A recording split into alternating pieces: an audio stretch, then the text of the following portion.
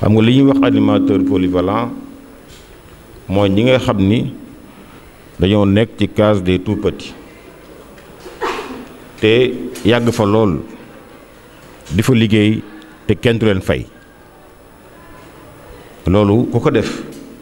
c'est parce que da nga bëgg sa réew moo tax président de la République décidé que non seulement animateurs polyvalents yi dañ leen di former mais également dañ leen di recruter ci fonction publique parce que reconnaissance de la nation la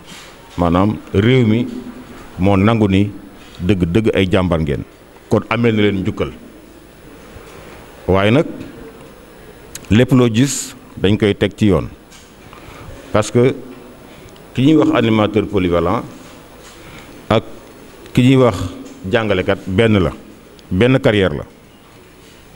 yéen a yam benn carrière diplôme yi ngeen di wut professionnellement benn la ak diplôme bi jàngalekat bi wut da ngeen di wut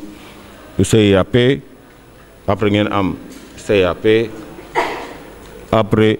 bu leen neexee sax ba ca kanam ngeen defi leneen ndax ni ku nekk ñaan na yàlla avancé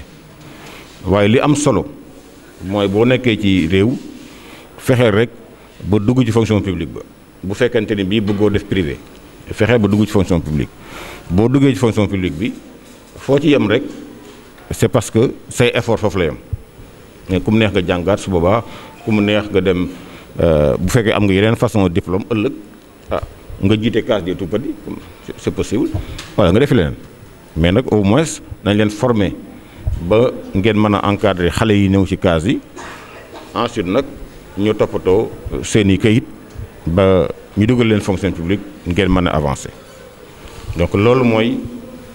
schéma wu animateur polyvalent donc animateur polyvalent bu la neex bu mu leen nax l'animateur polyvalent est un enseignant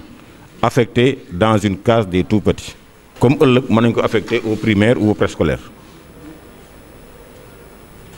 en fonction des besoins du pays donc carrière enseignant ngeen def vous êtes des enseignants voilà kooku leer na waaw kay waaw damay bañ ñu defee ni animateur polyvalent benn waaye bu ñu jël la fële rek dugal ko ci case des petits c'est pas ça ni ñu toppatoo jàngalekat yi seen carrière noonu leen di toppatoo yéen a yem diplôme yi ñu am ñoom moom ngeen di am kon jàngalekat ngeen parce que kiy jàngal ku am 3 ans ku jàngal ku am 18 ans ñëpp jàngalekat lañu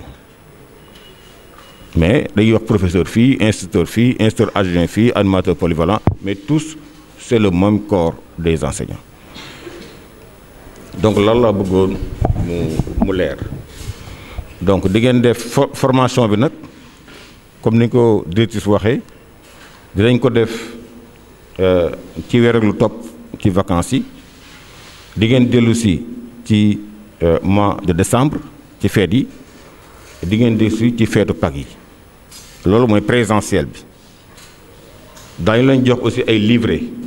maanaam ay xam nga ko wax ci wolof ay fascicules ay documents yoo xam ne ci ngeen di jànge nga xam ne cours yi daf ciy nekk ay téere voilà cours yi daf ciy nekk ku ne di nga am 7 documents déontologie législation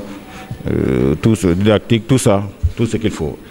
loolu moom ngeen di jàngi seen kër ak formateurs yi nga xam ni non seulement da leen di jàngal fii mais dañuy rester en contact ak yéen boo leen nekkee seen i kër pour donc di leen tutorer maanaam di continuer di leen encadrer ndax di ngeen def ay exercices ak yooyu donc dafa laaj nag jàng wax ñu rek formation bi voilà da ngay ñëw toog rek di xoole dem kër ga di xoole moom mayul kenn dara waaw da ngeen koy nangu jàng aussi parce que c'est pas compliqué c'est pas difficile 419 yi njëkk a def ñoom ñëpp at mi 350 yi aussi je pense que il y aura pas de problème donc kon dañoo jàng ça ne devrait pas poser de problème parce que nekkuñu fii pour barrer leen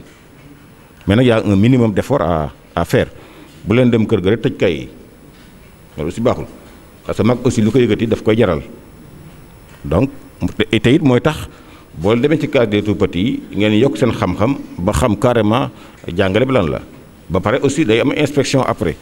dañu leen fekk seen classe inspecté leen pour ngeen mën a am CAP loolu également da ngeen ko bàyyi xel donc da ngeen ci def fulla def ci fayda ba bu examen bi ñëwee ñëpp jàll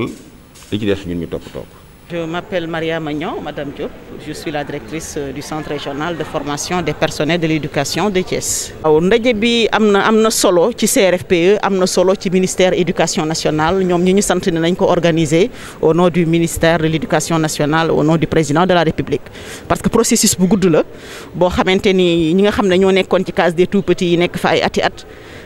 te duggaguñu woon ci fonction publique ñu defaral leen benn plan de carrière boo xamante ni dinañ am diplôme. nekk comme diplôme yi jàngalekat yi war a am mën a dugg ci biir fonction publique donc loolu am na solo te comme ñun dañu tàmm CRFPE tam bu ñuy am ay gan promotion buy ñëw rek dañ koy organiser amphi formation continue diplômante yi nga xamante ni ñoo ngi ko doon def ak jàngalekat yi am CEAP nekk ci terrain bi saa yu ñuy door a commencer rek dañuy def amphithéâtre de rentrée élèves maîtres yi nga xamante ni ñoom itam chaque année dañu koy indil formation initiale ñu war a jàngale préscolaire ak élémentaire bu ñu ñëwee dañ leen defaral amphi de rentrée donc tey bii ñu def nii tey it ci la boobu la bokk. comme ñii dañ leen war a commencer fii benn formation boo xam ne weer lañ fi war a toog suñu paree dem ci terrain bi ñu leen di woo ñu ñëw di regrouper wu ci diggante bi ñu def formation en ligne ak nouvelle technologie yi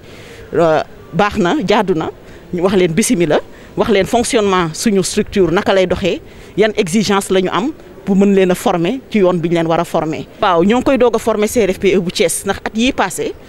direction formation ak agence nationale de la petite enfance et ak case des tout-petits defoon nañu ko waaye ñoo ngi ko defoon Kaolack ak Kolda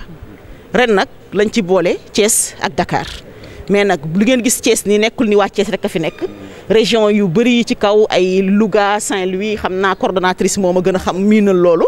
waaw ñoom ñëpp waa kay waaw ñoom ñëpp ci la ñu bokk ñoo ñëw fii ñu former leen Thiès waaw. waaw ñoom itam léegi mu jeex de defe naa ni ci mois de septembre bi ministère éducation nationale comme ni mu ko promettre woon rek bëgg nañu génn octobre incha allah ñoo ngi ci dynamique boobu lu mu yéex xam naa novembre ñoo ngi ci boobu dynamique di leen xaar pour ñu organiser examen bi formation bi ça se passe très bien macha allah c'est vrai que ak Covid bi yombul woon mais adapté wu nañu ba nga xamante ni fi mu nekk nii ñoom sax dañoo yàkkamte ku leen organiser l'examen mois de septembre fi mu nekk ñoo ngi xaar ñu def examen ñoom itam pour ñu yóbbu leen ci terrain bi incha allah. Mame Maty Cissé laa tudd donc bàyyeekoo fii ci région wu Thiès donc pour ñëw participer ci formation bi nii donc pour animatrice polyvalente. donc en tout cas mbégte la pour ñun ñu ñëw tey bokk ci formation bi di ñaan yàlla nañ ci génne ak victoire donc ñaan ci yàlla aussi génne ci xam-xam gu bëree pour mën a suqali suñu réew donc jàppale ñu bëri tamit. waaw ñi ngi ko doon xaar nañ ko nag lu bëree donc xaaddi woon nañ sax mais li yàlla di def rek comme on dit toujours. waaw lu jot yomb donc di ñaan yàlla may ñu ci ndam bu baax a baax. bon ñun dañuy jàppale ndaw yi nga xamante ni ay tout tànk lañ donc ñi nga xamante ni am nañ at ba ci ñaar ñett at donc ñooñ lañuy jàppale donc soqali leen nekk ci case des tout-petits donc di leen dimbali parce que yar ndaw dafa metti donc xale bu nekk ak ni ngay ñëwee donc looloo suñu rôle jàppale leen donc dimbali leen donc ba keroog ñoom ñu jóge ci case des tout-petits yi donc dem ci beneen processus. Bonjour, c'est Madame Ndongo, Aminata Ndongo, la coordonnatrice régionale de la petite enfance et de la case des tout-petits. Voilà, l'impact de cette carrière, c'est pour peut-être relever le niveau académique au niveau de nos structures. Parce que je crois que je dois revenir sur la genèse quand même du recrutement de ces animateurs polyvalents. Parce que c'est à la suite de l'arrêté interministériel 0041-82 du 11 novembre 2012 où il a été pris, où on a eu à prendre de très bonnes décisions pour le relèvement au bac du niveau des élèves maîtres qui devaient entrer dans les CRFPE pour la formation des enseignants. Et en ce moment, il y avait des animateurs polyvalents qui n'avaient que le BFM Alors on ne pouvait pas les laisser en rade, il fallait peut-être résorber ce gap. Et Madame la directrice d'alors avait fait des démarches auprès des hautes autorités de ce pays pour porter ce plaidoyer. Et à la suite de la lettre primatoriale 43-45 du 13 octobre 2014, on a eu à faire un premier envoi dans les CRFPE pour former 419 agents. Et ensuite, il y a un plan d'action, un premier plan d'action. Pour la mise en œuvre s'est déroulée 2 ans. En 2016, on a recruté 200 agents. En 2017, 239 agents. Et par la suite, on était encore parti négocier pour la mise en œuvre du deuxième plan qui a démarré depuis l'année dernière. On a recruté presque 350 et cette année, on a recruté presque 600 agents grâce à l'appui du ministère de l'Éducation nationale qui a bien voulu relever quand même, revoir à la hausse le quota alloué au CRFPE quand même, aux coordinations régionales. Voilà. Et je signale en passant qu'ici, nous avons à Thiès, nous avons réuni 4 régions que sont Saint-Louis, Matam, Louga et Thiès. C'est une première, c'est la première fois que Thiès abrite quand même ces genres de formation.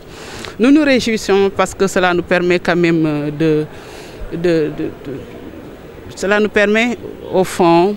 de rectifier quand même, je n'ose pas dire une injustice parce que ces gens-là, ils se sont donnés corps et âme. Il y en a qui capitalisent 17 ans, 21 ans de bénévolat, 21 ans au service quand même de leur peuple, c'est beaucoup.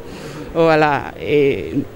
heureusement pour ces animateurs, ils vont voir sous peu le bout du tunnel parce que le ministère a accepté, de concert avec l'ADFC,